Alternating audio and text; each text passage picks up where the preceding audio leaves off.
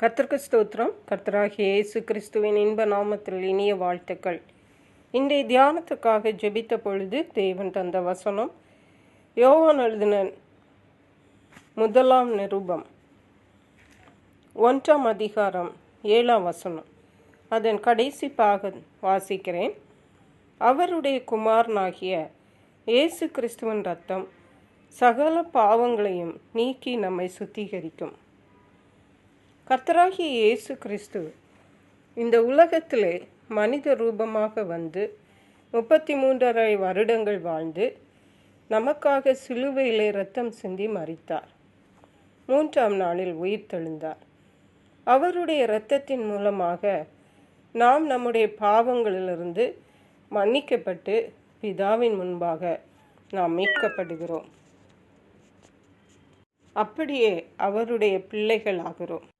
இயேசு கிறிஸ்துவின் இரத்தம் மிகவும் மேன்மையான ஒன்று.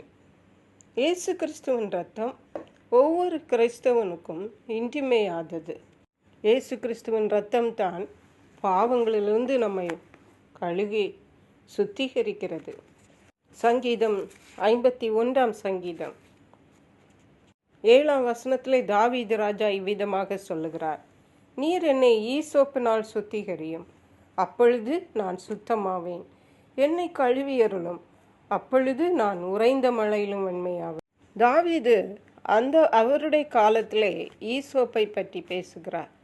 தன்னுடைய பாவத்திலிருந்து விடுதலை பெற்று கொள்ளும்படியாக, தான் சுத்தமாக்கும்படியாக ஈசோப்பினால் சுத்திகரியும் என்று சொல்லுகிறார். இந்த ஈசோப்பு புதிய ஏற்பாட்டின் காலத்திலே இயேசு கிறிஸ்துவின் இரத்தத்தை குறிக்கிறது. இயேசு கிறிஸ்துவின் இரத்தமே அல்லாமல் இந்த உலகத்திலே மனிதனுக்கு பாவத்திலிருந்து விடுதலை கொடுக்க வேறொன்றுமில்லை. இயேசு கிறிஸ்துவின் நாமம், இயேசு கிறிஸ்துவின் இரத்தம் தான் மனுஷருடைய பாவங்களை பரிகரிக்கிறதா இருக்கிறது. ஹல்லேலூயா.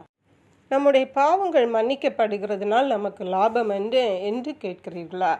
நம்முடைய பாவங்கள் மன்னிக்கப்படும் பொழுது நாம் தேவனிடத்திலிருந்து இம்மைக்குரிய ஆசீர்வாதங்களையும் மறுமைக்குரிய ஆசீர்வாதங்களையும் பெற்றுக்கொள்ள முடியும்.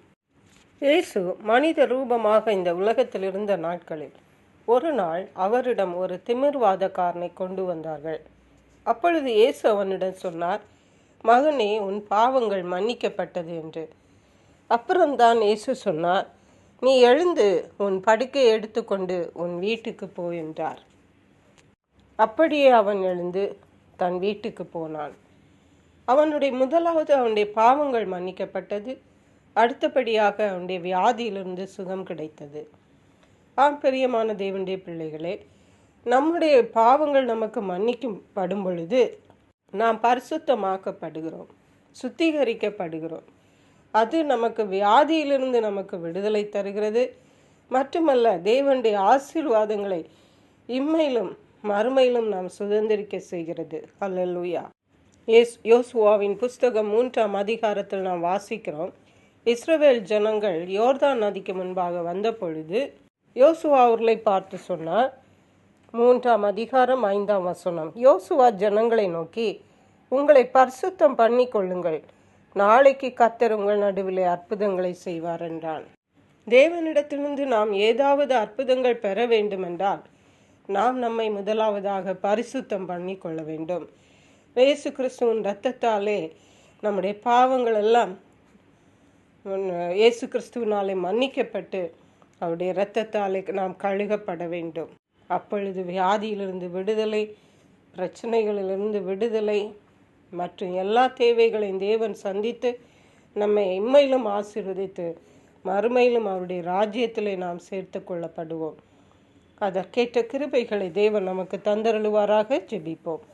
எங்களை கிருபையா நேசித்து பாதுகாத்து வழி நடத்துகிற எங்கள் அன்பின் தகப்பனே, ஆசீர்வதிக்கப்பட்ட இந்த நல்ல நாளுக்காக நன்றி. இந்த நாளிலும் இயேசு கிறிஸ்துவின் இரத்தம் எங்களுடைய வாழ்விற்கு எவ்வளவு முக்கியத்துவம், எவ்வளவு மேன்மையானது என்று எங்களோடு பேசியிருக்கீங்கப்பா.